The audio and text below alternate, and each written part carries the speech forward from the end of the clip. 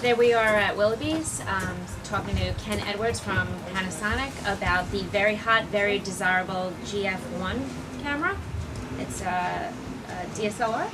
Correct. Well, it's an interchangeable lens camera. Okay, so is so it... like a digital SLR, but what makes it different from your typical digital SLR is that it is a micro four thirds mirror-free design camera.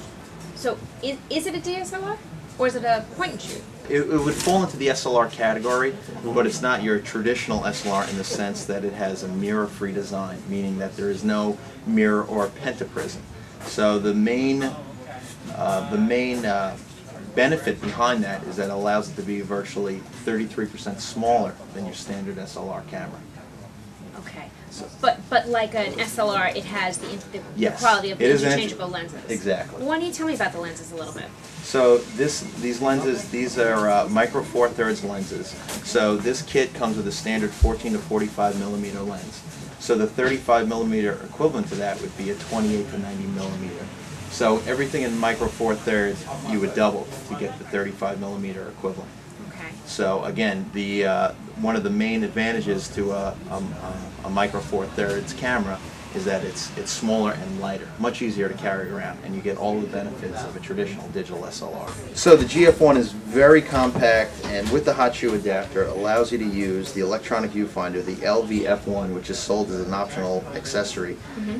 And one of the benefits to this viewfinder is that this camera also has a built-in pop-up flash. With a touch of a button, this flash is able to be actuated, and it's not in the way of the viewfinder, so they both can be used at the same time together. This is something called Intelligent Auto, as the majority, all of our line does.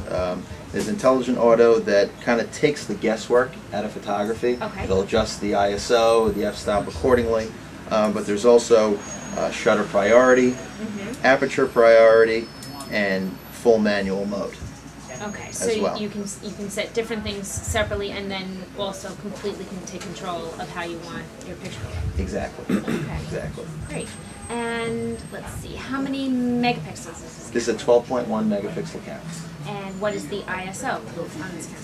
The ISO range is from 80 to 3200. Wow, so it shoots really well in low light situations, absolutely. That's great. This camera is also doubles as a camcorder. Records AVC HD Lite, which records 720p. No, what was that? AVC HD Lite. So AVC HD is the new one of the newer formats for recording motion video. Okay. So the advantage of that is that you can record this video and that you can play it back on Blu-ray players using traditional DVD type format discs. Very cool. And can you plug this right into your TV? You can. You can? You can. With a mini HDMI cable, this can plug right into your Panasonic high definition television. You can play back with a touch of a button. Great. That's great. And what type of battery does it take? It runs on a lithium-ion battery. Okay. Rechargeable? Yes, this rechargeable. It charges in 120 minutes or less. Okay, good. That's Completely exactly dead. what I was just going to ask. How many frames per second on this camera? Approximately 3 frames per second. Okay. And would you say that the menu and sub-menu of this camera are easy to navigate? I would say so, with the touch of a button. So again, to access the menu, touch of a button, and then here we have a range of flash options. Scrolling over here are different various film modes: standard, dynamic, nature, smooth, nostalgic.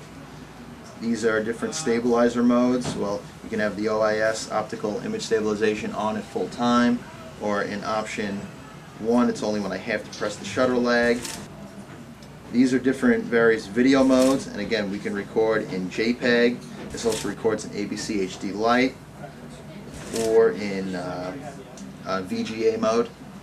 Different aspect ratios that I could choose here: 16:9, so your images will look great on your big screen, flat screen TV. 1:1, 4/3, traditional, 3:2, and again 16:9. This camera shoots in RAW as well as in standard fine mode, and these are different various. If I want to adjust the brightness on the LCD, you can either do it auto or underpower the LCD.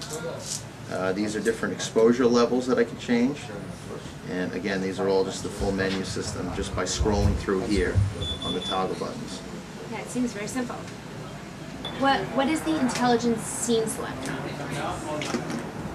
So in IA mode, the intelligent scene selector will automatically adjust. If I'm close up, will automatically adjust to a macro shot. You see the flower pops up? I do.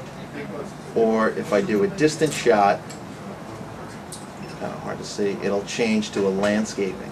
So again, it'll automatically adjust the aperture, the f-stop, etc. in IA mode if you don't want to go into the manual and adjust it yourself.